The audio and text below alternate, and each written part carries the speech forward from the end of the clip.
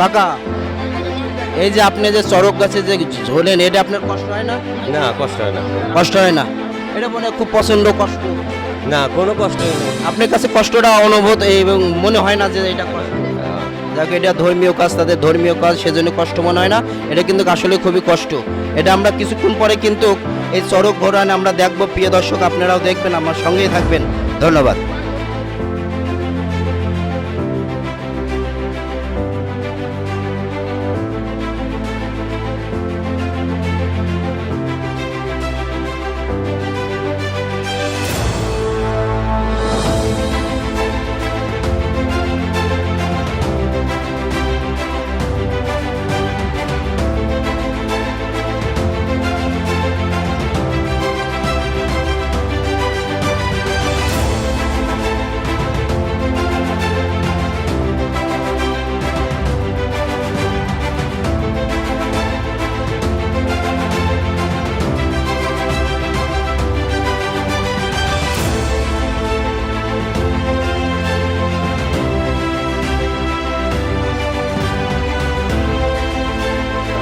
এই যে চড়ক গাছটা পড়ে গেল, আপনার মতামত?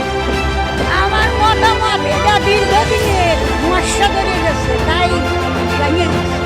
এটা দিনে দিনে মশা হয়তো অনেক দিন করতাম, মশা হয়ে গেছিল, সেই জন্য ভেঙে পড়ে গেছে, তাই না? হ্যাঁ।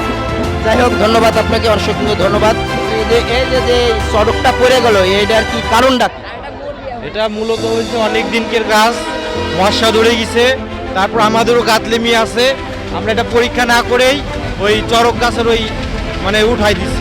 এটা যদি আমরা আগে একটু পরীক্ষা করে নিতাম তাহলে এই কাজটা হইতো না। যাই হোক, আমার ছোট ভাই হয়তো ঠিক বলছে, আর কারো মতামত যে এটা সুদের কারণে হয়েছে, যে এই চড়ক গাছটা যে ভেঙে পড়লো, এর কারণটা কি? এটা মনে হয় সুদ লাগছে, এর কারণে এরকম ভেঙে পড়ে গেছে। এর আগে এরকম কখনো হয় না। আপনি কতদিন যাবত আসছেন? আমি এখানে 2 বছর আসছি। 2 বছর। আপনার বাসা ছিড়িকল। শ্রীকুল। ও, 2 বছর ধরে এই মেলায় আসেন, এই প্রথম পড়ে গেল। হ্যাঁ। যাই হোক, আমরা এই যে চড়ক গাছটা পড়ে গেল, এর মতামত নিতে আপনি একটু বলতেন। মতামত নাই, হয়তো ঠাকুরের কোনো হচ্ছে মানে সুদ বা মানে অঞ্চলের লোকজন যা বলে আমরা তো অত কিছু জানি না। এই পর্যন্ত যতবার আইছি, আমার জন্ম এখানেই, শ্বশুরবাড়িও এখানেই, তো কিছু হয় না, এই প্রথমই দেখলাম। এই প্রথম। আপনি এই মেলায় কতদিন যাবত আসেন? ছোটবেলা থেকেই। ছোটবেলা থেকেই। আপনার বাসা এখানে? হ্যাঁ। আপনার নামটা যদি বলতেন। আমার নাম অন্তরা। ধন্যবাদ। আমরা দিদির কথা শুনলাম, এখন আমার কাকিমার কথা। কাকিমা, আপনি কিছু বলেন। কাকিমা ওইটাই বলবি, কি বলবেন?